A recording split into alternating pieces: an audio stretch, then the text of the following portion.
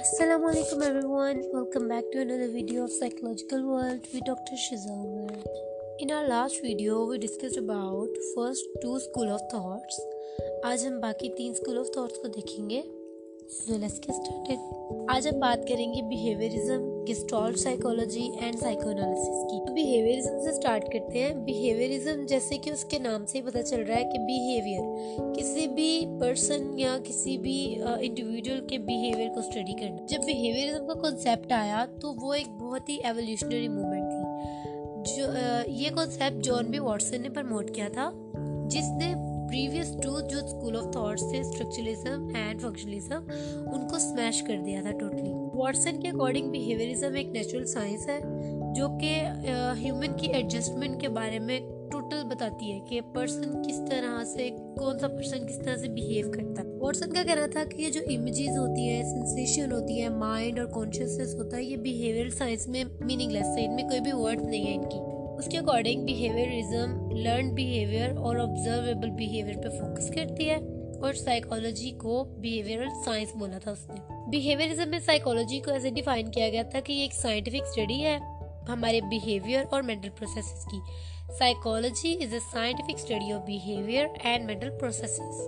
उसके बाद चार लोगों ने बिहेवियरिज्म पे काम किया था. जॉन बी वॉटसन जिसने इसको इंट्रोड्यूस करवाया, Ivan Pavlov, B S Skinner and Thorndike. Watson के अकॉर्डिंग ये था कि बिहेवियर जो होता है हमारा, वो हमारे रिएक्शंस होते हैं हमारे सिचुएशन के अकॉर्डिंग. जो हमारे इंटरनल प्रोसेसेस होते हैं, हमारी मेंटल स्टेट होती है, वो हमारे रिएक्शन या हमारे बिहेवियर की वजह नहीं होती. उसके अकॉर्डिंग हम जिस सिचुएशन में जाते हैं उस सिचुएशन के अकॉर्डिंग हमारा माइंड प्रोसेस करता है और हमें बताता है कि हमने किस तरह से सिचुएशन को हैंडल करना है और कैसे वहाँ पे रिएक्ट करना है. पावलोव के अकॉर्डिंग, पावलोव ने एक एक्सपेरिमेंट किया था डॉग स्लाइवेशन का, कि जब भी बेल रिंग होती थी तो डॉग स्लाइवेट करता था बिकॉज उसको लगता था कि मेरा फूड आ गया. तो उसने रिस्पॉन्सेस पे एक स्टडी किया था, बिहेवियर रिस्पॉन्स पे. उसके अकॉर्डिंग लर्निंग उस तब होती है, हमारा बिहेवियर तब होता है जो हम ऑब्जर्व करते हैं. डॉग ने, फॉर एग्जांपल, एक ने ऑब्जर्व किया कि जब भी बेल रिंग होती है तो मेरे लिए खाना आता है, तो उसी के अकॉर्डिंगली रिएक्ट करता था. जब भी बेल होती थी उसको लगता था स्पेसिफिक टाइम पे कि मेरा अब खाना आने वाला, तो उसकी सलाइवेशन स्टार्ट हो जाती थी. उसके बाद अगर हम स्किनर की बात करें तो स्किनर के अकॉर्डिंग जो हमारे इन्वायरमेंटल फैक्टर्स होते हैं ना, वो हमारे बिहेवियर को कॉज करने की वजह होती है. जो ह्यूमन बिहेवियर होता है वो स्पेसिफिक लॉ को फॉलो करता है, जिसकी वजह से ह्यूमन बिहेवियर कॉज होता है और वो ह्यूमन बिहेवियर हमारे इन्वायरमेंटल फैक्टर्स पे बेस करता है. थॉर्नडाइक ने रीइंफोर्समेंट एंड रिवॉर्ड के बारे में बताया था. थॉर्नडाइक के अकॉर्डिंग हमारे बिहेवियर या रिवॉर्ड की सूरत में आते हैं या रीइंफोर्समेंट की. रीइंफोर्समेंट मतलब कि वो बिहेवियर जो हमें दोबारा से उस काम को करने के लिए रीइंफोर्स करे, फोर्स करना. मतलब एक बच्चे ने अगर अच्छा काम किया है तो उसको कैंडी दी जाए और बोला जाए कि तुमने बहुत अच्छा काम किया, बच्चा रीइंफोर्स होगा कि हाँ, उसको मतलब तारीफ कर दी जाए उस बच्चे की, तो उसको लगता है कि ठीक है, मैंने अच्छा काम किया, मैं ऐसे ही करूँगा. और रिवार्ड मतलब कि प्राइजेस हो जाते हैं. उसके बाद हमारी पनिशमेंट भी बहुत मेन रोल प्ले करती है हमारे बिहेवियर कॉजिंग में. सो ये बिहेवियरल साइकोलॉजी थी. उसके बाद अगर हम गेस्टाल्ट साइकोलॉजी की बात करें तो गेस्टाल्ट एक जर्मन वर्ड है जिसका मतलब होता है कॉन्फ़िगरेशन. कॉन्फ़िगरेशन मतलब कि किसी भी चीज़ को एज अ होल परसीव करना, किसी भी चीज़ को मुकम्मल एक इमेज की सूरत में देखना. ये मैक्स वर्थहेमर ने फाउंड की थी. ये वो साइकोलॉजिस्ट था जिसने लाई डिटेक्शन मशीन भी बनाई थी.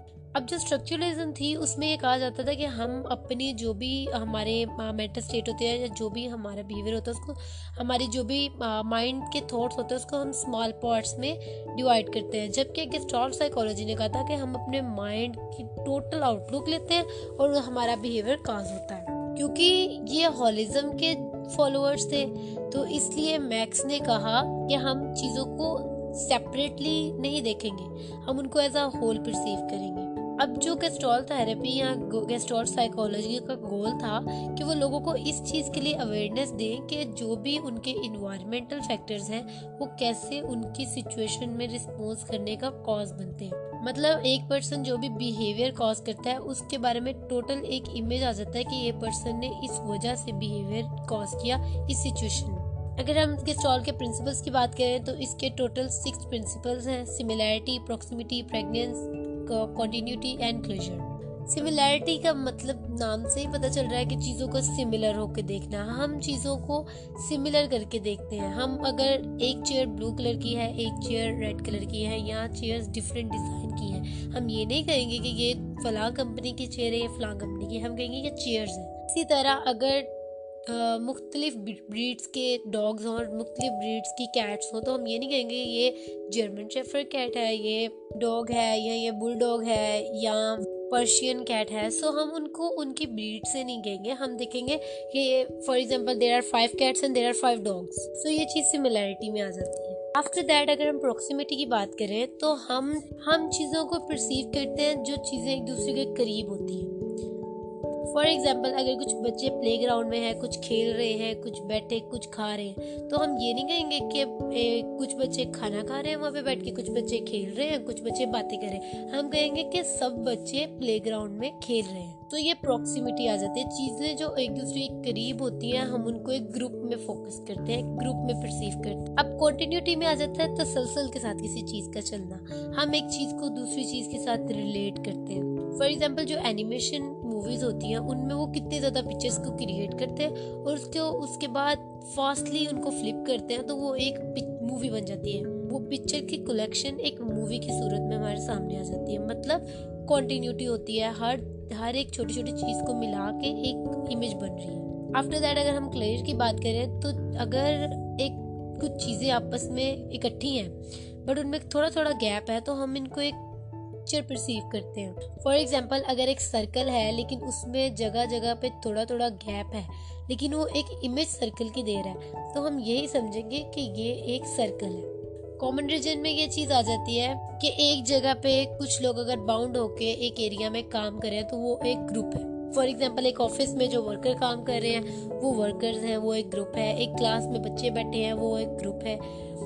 सो इनको कॉमन रीजन में देखा जाता है। उसके बाद अगर प्रैक्टिस की बात की जाए तो हम एक ऑर्गेनाइजेशन में हर चीज़ को सिंपल फॉर्म में परसीव करने की कोशिश करते हैं। फॉर एग्जाम्पल अगर डिफरेंट सर्कल्स एक दूसरे के अंदर जुड़ के बने हो, तो हम ये नहीं कहेंगे कि ये एक बहुत ही कॉम्प्लिकेटेड पिक्चर है। हम ये कहेंगे देयर आर 4 सर्कल्स और there are 5 circles. For example अब ये पिक्चर में आप देखें कि यहाँ पे लॉ ऑफ सिमिलैरिटी में वो 3 लाइन डॉट्स की जो है वो रेड है और 3 जो है वो ब्लू है, लेकिन हम यही परसीव करेंगे कि ये डॉट्स है।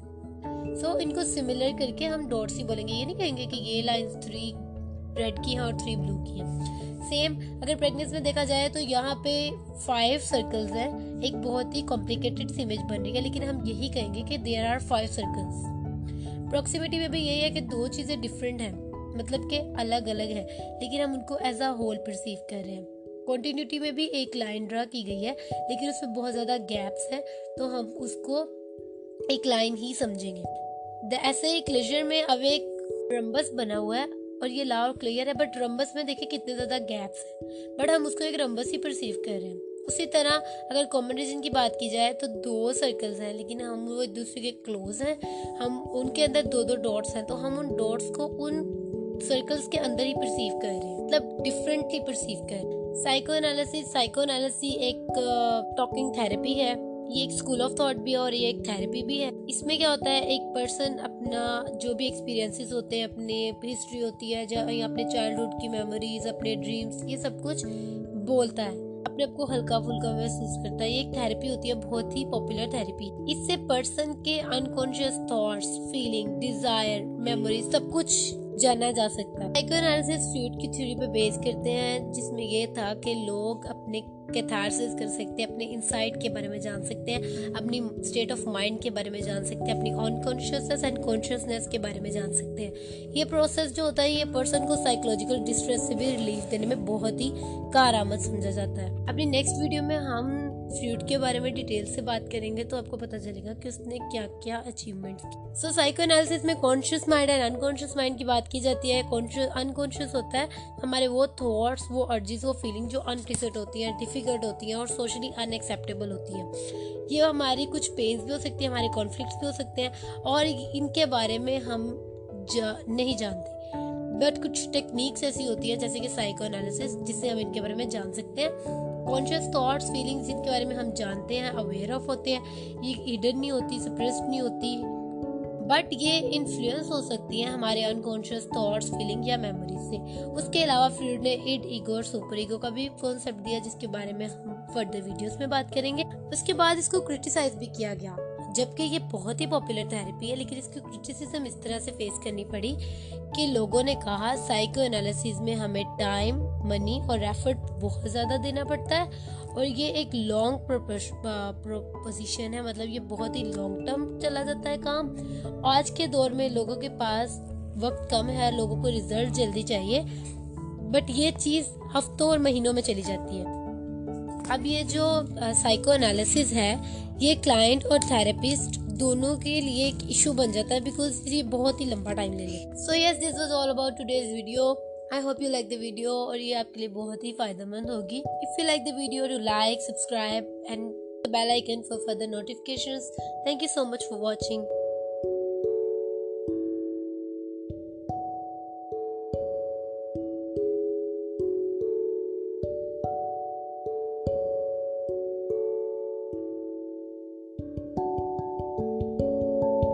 Thank you.